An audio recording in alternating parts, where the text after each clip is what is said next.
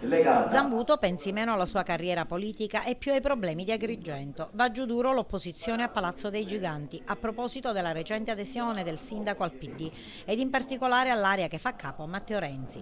Eppure ricordano al sindaco i consiglieri Civiltà, Sollano, Mirotta, Puleri, Spinnato, Gramaglia e Patti, le scadenze elettorali non sono così imminenti. Le europee sono in calendario a giugno del 2014 e all'orizzonte non si profilano a meno di imprevisti le elezioni politiche.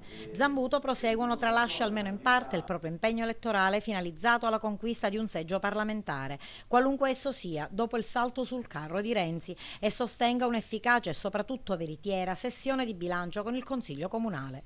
E intanto il consigliere comunale Gerlando Gibilaro rilancia un proprio atto di indirizzo su inquinamento e depurazione, con un appello ai deputati illustrato in questa conferenza. Ieri in Consiglio Comunale si è svolto questo dibattito dove ho voluto stimolare tutte le forze politiche presenti in Consiglio e alla fine è emersa una sintesi.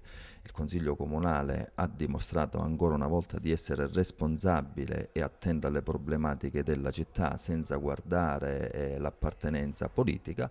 Ho redatto un atto di indirizzo che è teso ad impegnare, che tra l'altro è stato votato all'unanimità dei presenti, che è teso ad impegnare l'amministrazione e la deputazione regionale e nazionale ad attivarsi nelle sedi opportune, quelle palermitane e quelle romane, per poter risolvere la problematica della depurazione e dell'inquinamento marino nella nostra città. L'appello è quello che tutte le forze politiche presenti sul territorio agrigentino devono sedersi attorno ad un tavolo, anche con l'ente gestore, che sicuramente sta facendo tanto per risolvere i problemi che stiamo trattando, ma ancora sicuramente Girgenti Acque non ha raggiunto quell'elevato grado di professionalità nel dare una giusta depurazione alla città. E ieri sera il Consiglio Comunale ha approvato l'atto di indirizzo a firma del consigliere Cicero sulla convenzione tra amministrazione comunale ed il comando regionale del Corpo Forestale,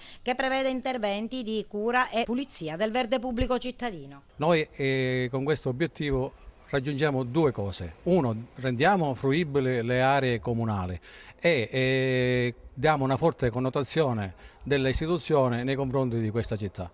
Considerato le risorse esigue e considerate i pochi operai del Comune di Agrigento, noi proficuamente utilizziamo operai dell'azienda delle foreste del Demanio e del Corpo Forestale per fruire gli spazi verdi del Comune di Agrigento.